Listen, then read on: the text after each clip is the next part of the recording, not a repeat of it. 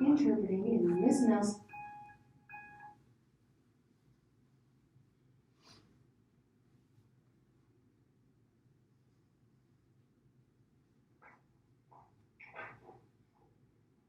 Can you tell me, what is this a picture of?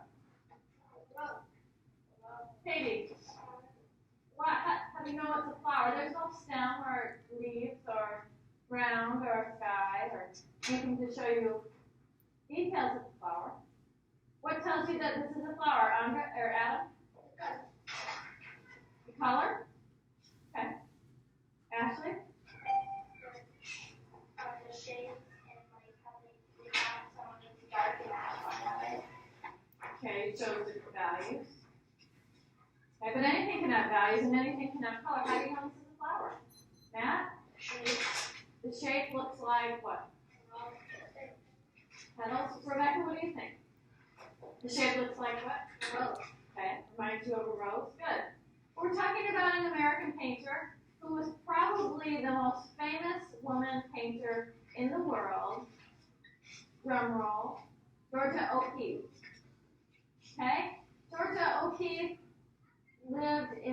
she died in 1987. How many of you were born in 1987 or 88? Okay, so she died around the same time you were born. And she lived to be 98 years old.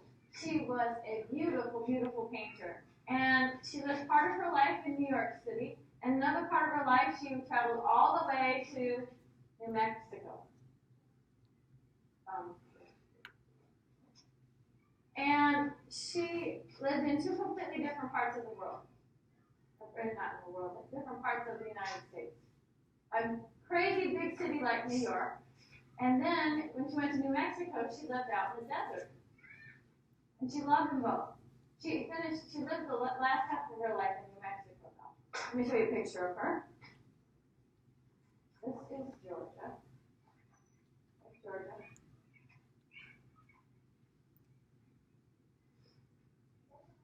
O'Keeffe.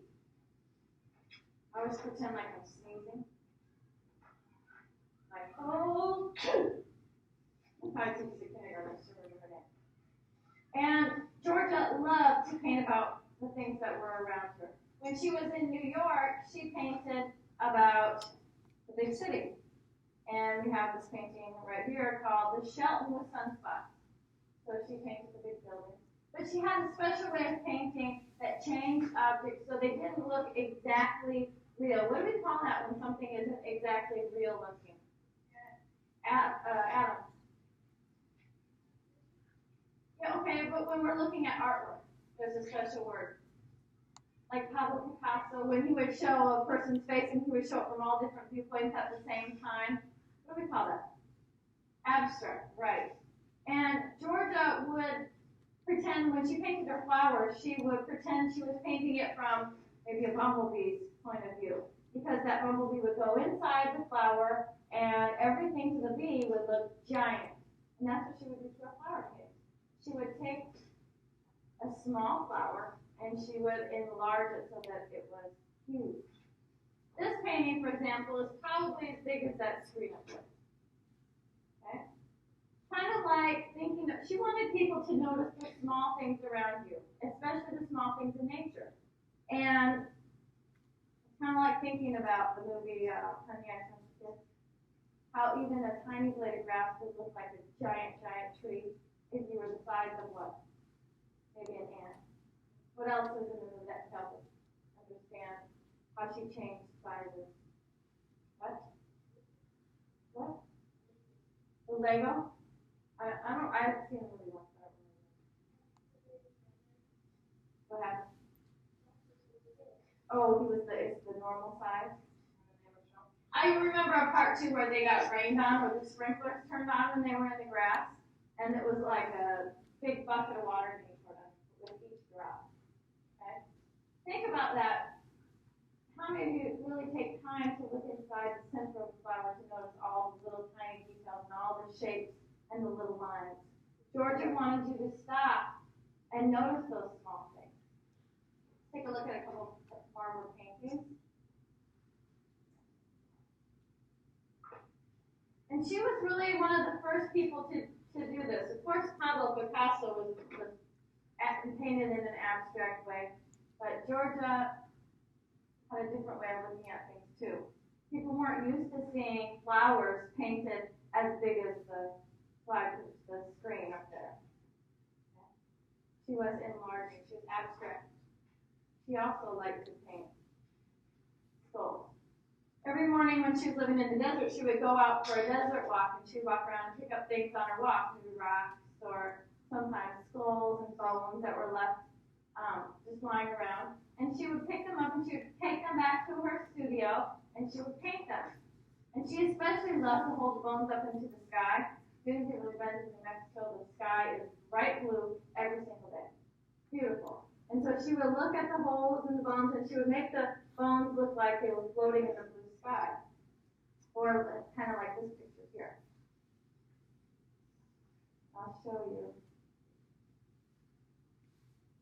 There's a really good one.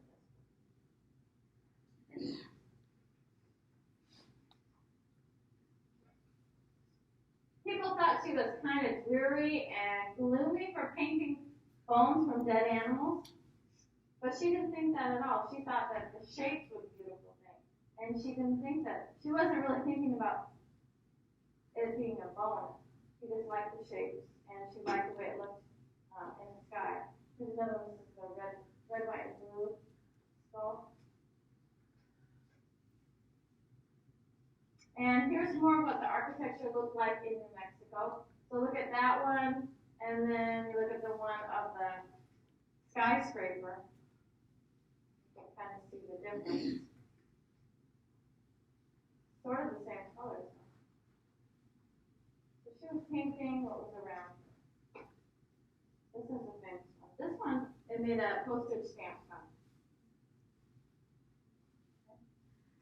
Well, what you're going to do today is you're going to pretend you are a bee or an ant, and you're going to take a flower and enlarge it so big that it becomes abstract on your paper. Okay? I'll show you some examples. So you take a flower. One last picture of this. It's called white trumpet flower. You're going to paint it so big, or you're going to draw it so big that the petals might go off the paper. You're not going to worry about painting a stem. You're not going to worry about painting leaves. Okay? What's important are the details in the middle, the small, tiny details. You're going to pretend your eyes are like a magnifying